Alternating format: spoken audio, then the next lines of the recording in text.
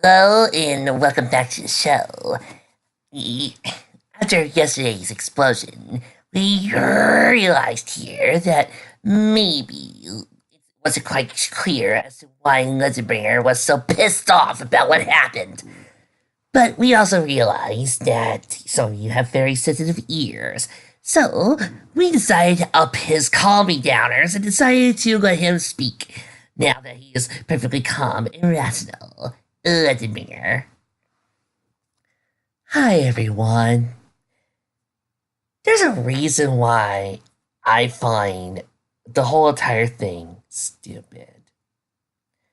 First of all, Twilight buying out the Daily Bugle, even though she knows for a fact that she won't be on Earth for about, how long is it? I completely forgot because the fact it keeps trying to remind me and I don't care about the time limit for another 26 days at most is highly irresponsible. Because now that she owns a company, she also owns a lot of responsibilities, like making sure that those people have money and income, and also making sure that she manages the place properly. Now, I know what you're thinking. And what about Lucius Fox? Batman doesn't keep a constant eye on there. To which I remind you that Bruce kind of does. He does when he's in normal Bruce Wayne mode. He is the public face of it, while still having Lucius run a lot of the company. But Bruce still manages some parts of it. But even then, he knows Lucius Fox will keep an eye on it while he's busy doing what he does best and be Batman. Twilight doesn't know Robbie. Doesn't know anybody who could possibly take it over. Unless, of course, they were to give it to Tony Stark. But then Tony might end up start owning a monopoly on the businesses and practices within New York City. But let's get to you on why this is unbelievably stupid. I'm sorry, I almost lost my mind again. My apologies, but we're trying to keep me down on the whole entire Xanax thing. Next, why this is so irresponsibly stupid and really, really bad writing choice is this. Twilight, I don't know what you are expecting with this, but what you're doing is called biased reporting. I would think that the Princess of Friendship and Celestia's motherfucking student would not. I'm sorry again, but they had to up my dosage. I feel better now. But yes, what Twilight's doing is very, very much biased reporting. She has a connection to Peter Parker. The only reason why she's doing this, not out of a goodwill, not out of good nature, or trying to help those people who are not succeeding well in their jobs, is only because Peter is porking her. That's right, class. Remember, I want next time any of you fans are reading this story and are thinking so happily about Twilight buying out the Daily Bugle and protecting Spider-Man, is that the only reason she is doing this is because Peter is boning her on the table. That's right.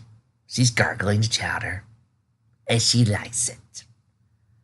Why is this a problem, you might ask? Why isn't this a problem? Because Twilight is doing this as a favor to Peter. Somewhere in this particular chapter alone, Betty asks Twilight what is her connection to Spider-Man. And Twilight can only say it's not important. Well, guess what? It is very, very important. Because if anybody finds out that she and Peter are screwing one another, there's going to be some very, very bad implications in that whole entire scenario. For instance, the Times, the Post, and every other newspaper who actually has written articles claiming that Spider-Man just might be evil will proceed to defame her in the papers and utterly destroy her. Goodbye, Bugle expenses. Goodbye, Bugle. Watch as it crashes down in flames. So, Twilight, care to explain how you're going to hold back all that news and information that you and Peter are banging each other? Because you're going to have to stay in the Sanctum Sanctorum or use some very good disguise spells, because the moment you walk out onto the street hand in hand with Peter Parker or start fighting along Spider-Man and the world finds out Peter is Spider-Man, and let's face it, why should Spider-Man keep his secret identity secret on Earth anymore? Because let's not forget, he's going back to Equestria within 26 days. 26 long days. They're going to come after you, and they're going to figure it out, and they're going to destroy you. Actually, now that I think of it, why is Parker keeping his identity a secret? There's no reason. No point anymore. He can reveal his identity to the world, and it'll just be like, boop, I'm back in Equestria. I don't care. Just like I don't care about a lot of what's been happening in the story so far. Not in the least. And these Stanics are doing a very, very good job at calming me calm. Although I feel like I'm a freaking rage exploding torment. But I hope you get my drift. Biased reporting is not good. And what's Twilight going to do if, say, other newspaper reporters that are bigger than the Bugle, say like the Times, the Post, say that Peter is evil? Is she going to buy them out too? Are we going to see Rupert Murdoch again? None of these will be explained, will they? No. And next on this utterly forgotten piece of stupidity that I'm really mad about is this. I know TV tropes put down that these were words we always wanted to hear. That Triple J was fired. These were not words I've always wanted to hear. Why? Because this is what happens when you flanderize Triple J and forget who he is as a person. Oh, sure. Ultimate Spider-Man and a few other material, lesser written material, like to flanderize Jonah. Turn him into a one-note character where he just wants Spider-Man's pictures and is completely obsessed with destroying him to the point where his newspaper would be gone. To this I laugh. Do you know some of the things I remember J. Jonah Jameson doing? In canon, in one of the issues, there was a senator. A racist senator. At first, Triple J supported him because the guy hated Spider-Man too. Then, when Triple J found out that that senator was, in fact, racist, Triple J destroyed him, wiped the floor with him, and told him that he will make sure that that guy could never hold office. Why? Because the man threatened, and I know this is hard for you to believe, but the man threatened his friend, Robbie Robertson. That's right, folks. J. Jonah Jameson respects and cares for about Robbie. You know, Robbie Robertson, the black guy, second in command to Triple J, the one who usually is on Peter's side. You know, that black guy with the white hair in the first 3 Spider-Man films by Sam Raimi. The one that Peter didn't talk to, the one that nobody noticed, except for me. But I'm a fan of Spider-Man, so when I see a black guy within the Bugle, I immediately suspect that that is Robbie and not Ben Urich. Why? Because last I checked, I wasn't watching the new Daredevil series on Netflix. So yes, that was Robbie.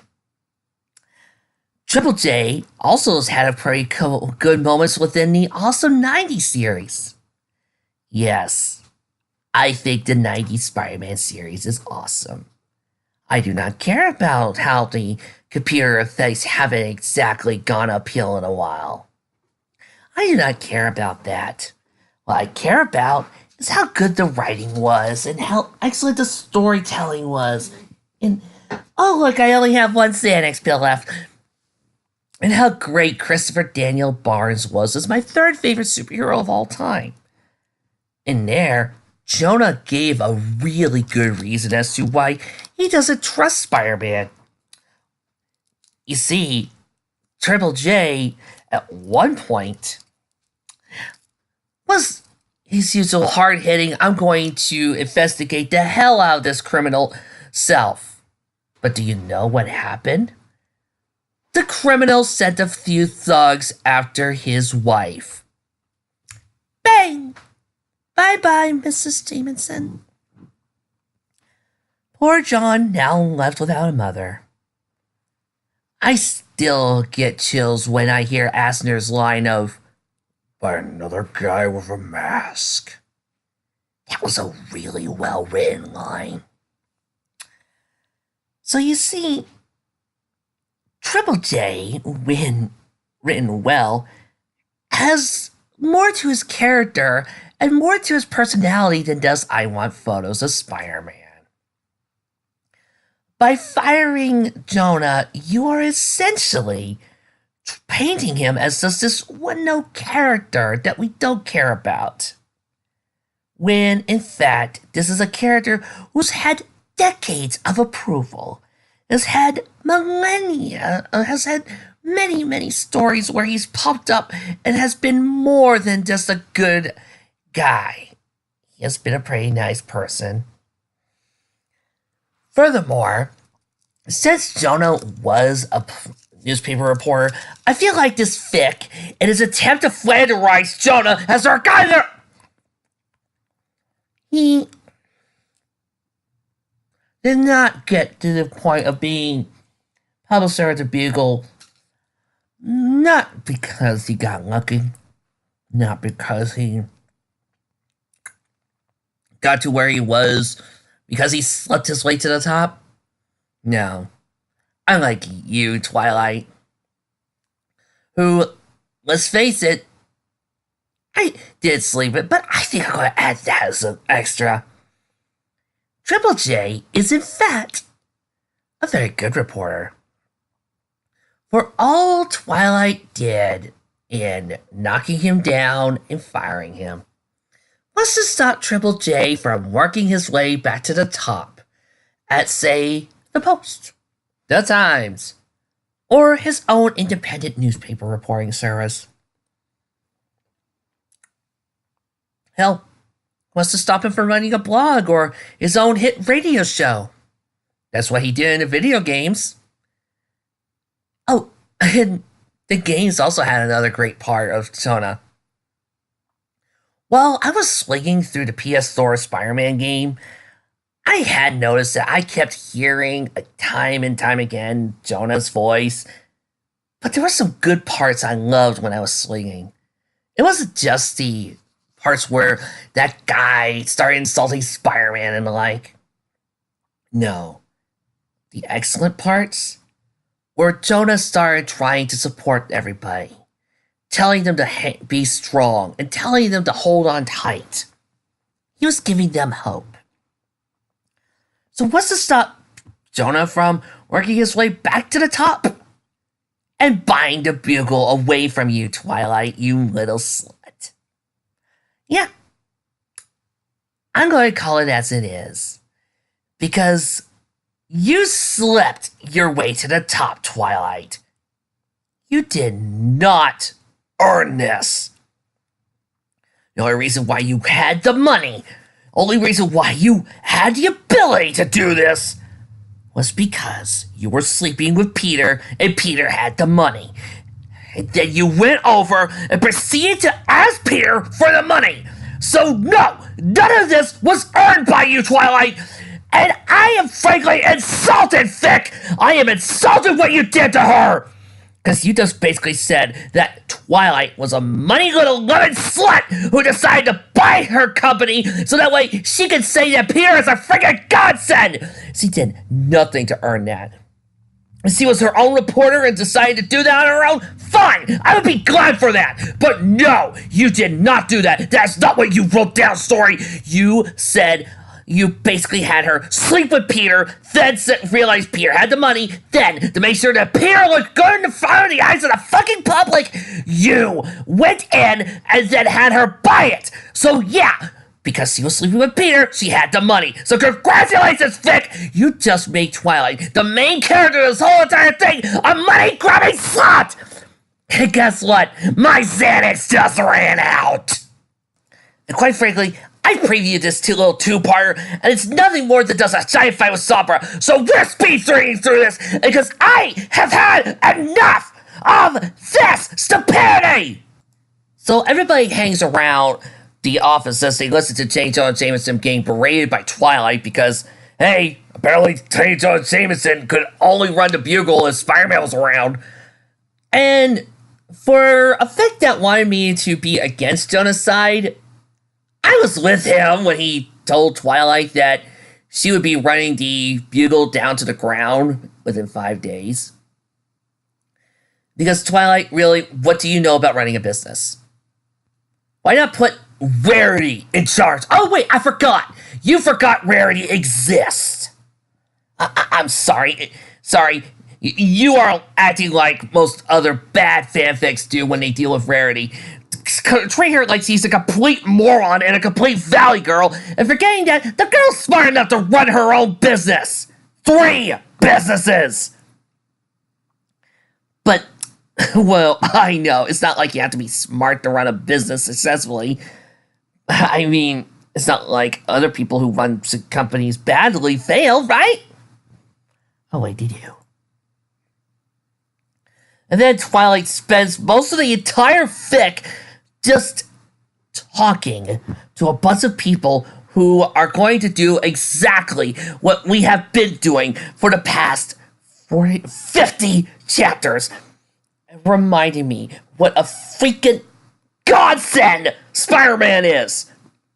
My God, the way that this story treats Spider-Man, you would think that we're not reading a Spider-Man story, but freaking Superman!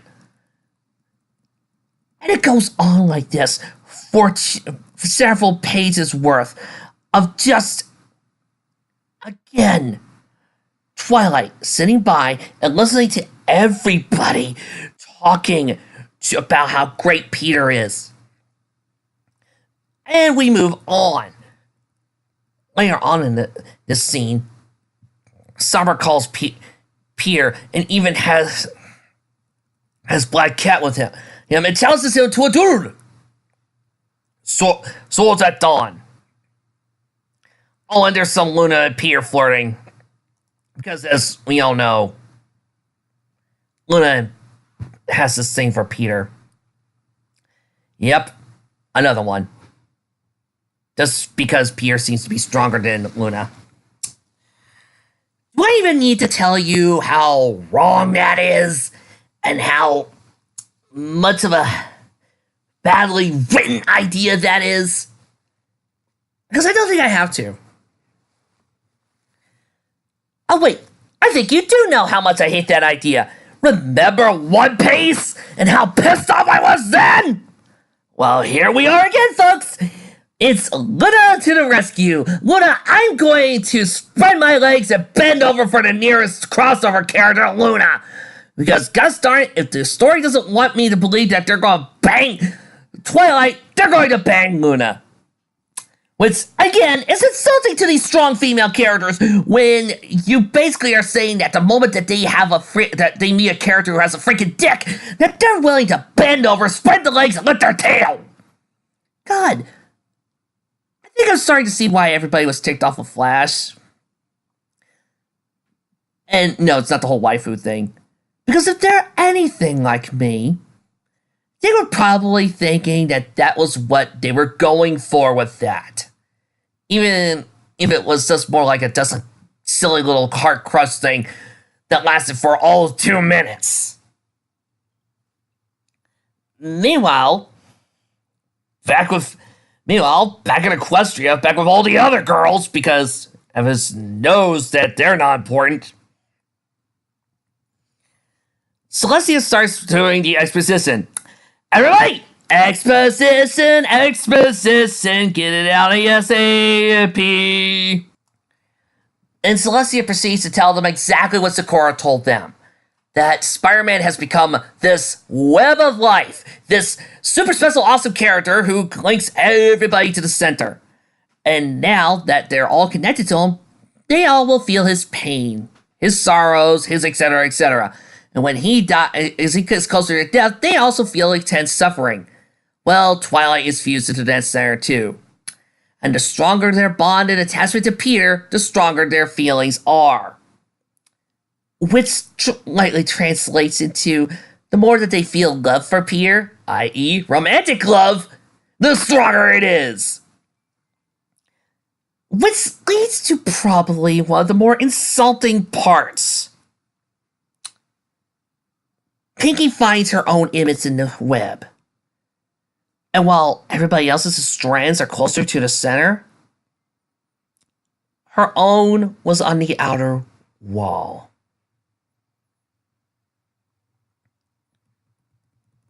Now, Twilight is also in that wall, is also at the center. This means that Pinkie is not close to Peter. That she is not that close to him. Basically saying that Peter does not see Pinkie as a close friend. And that the only type of love that should remain strong is that romantic crush upon love that Applejack, Fluttershy, and Rainbow Dash feel for Peter. So congratulations, people. Even if you are a very close friend to somebody that you care about, and that you feel like you're a sibling to, it's not important. It's not as important as being in love with that person. It's not as important as it being in love and lust. That's right, people. Hate to tell you this, but close friendships are not important. You saw this story say it for itself.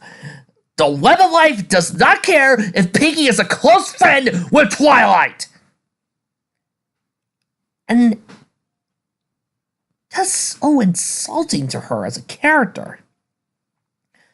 What? You couldn't think of a what, Vic? You couldn't think of a way to make Pinkie romantically involved with Peter. You couldn't think of a way to say that Pinkie was, just close enough with Peter that she felt like he was her brother. So you just decided, well, Pinkie's just a friend. And then decided to put her far off in the distance with that crazy girl, Lyra. Do you know how insulting that is to her? Do you know how wrong it is to say that about her? This girl's job, this girl's very ideology is to be a close friend with anybody. And you just basically said she failed at that with Peter.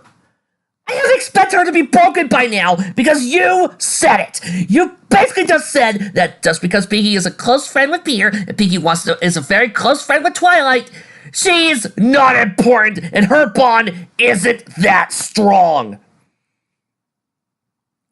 I half expect her to be broken down and crying by now. And running away in tears because you just basically said she's not a close friend with her best friend.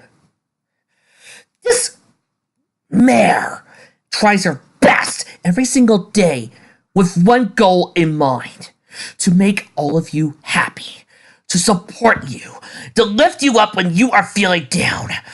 Yeah, sometimes she speaks before she thinks.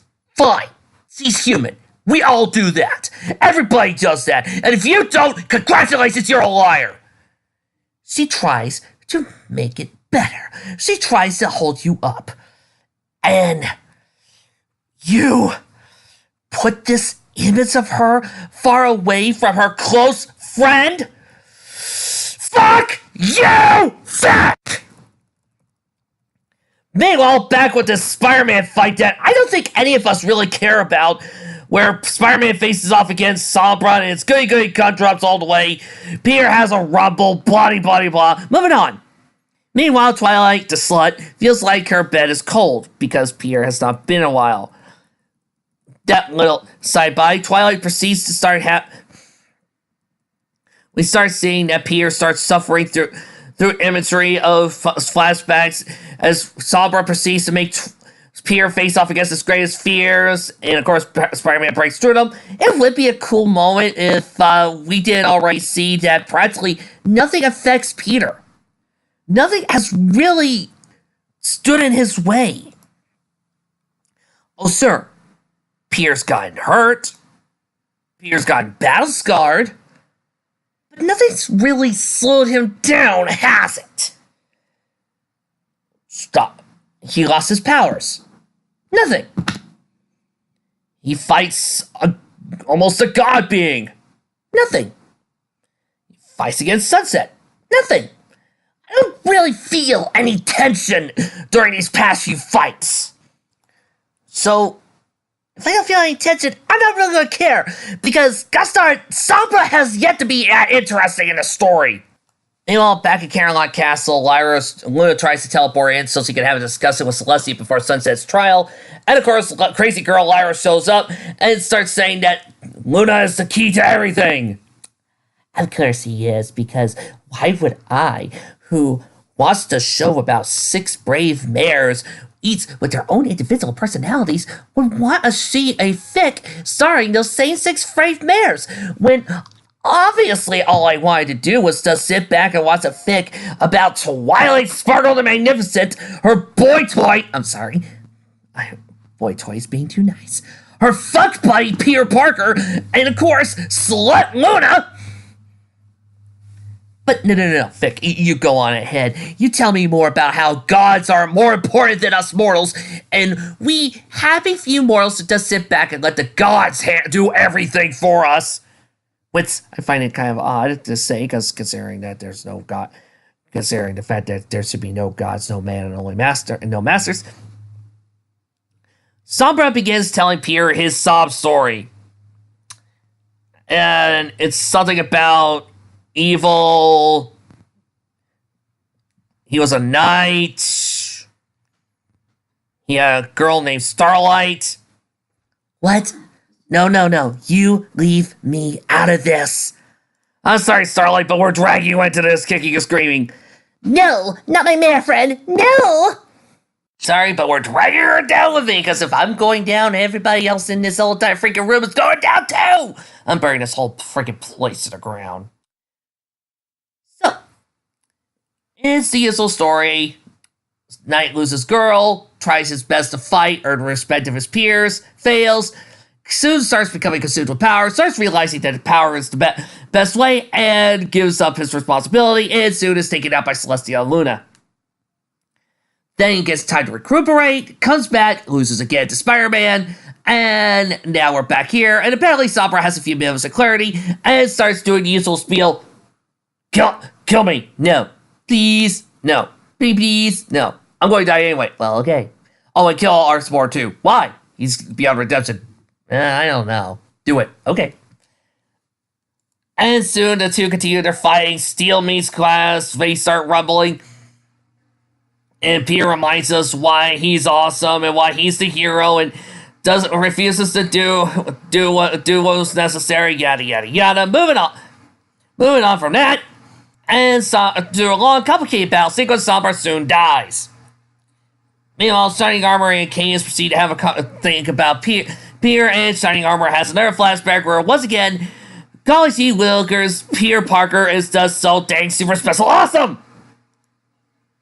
And after Twilight is done healing and helping out Peter and berating him for getting himself into danger, they have a quiet moment where Peter asks if Peter did the right thing and starts comparing himself to Sombra, which, Neon reminds you, makes about as much sense as Danny Pink, Savior of the Universe, condemning the Doctor for saving the world. No, I will never forgive Danny Pink. I hate his guts. And makes me wish that he was replaced with somebody more competent. Of course, Twilight gives the type of spiel. Meanwhile, Matt Webb sees that Princess Luna might soon go Coco for Cocoa Puffs, and end of two-parter.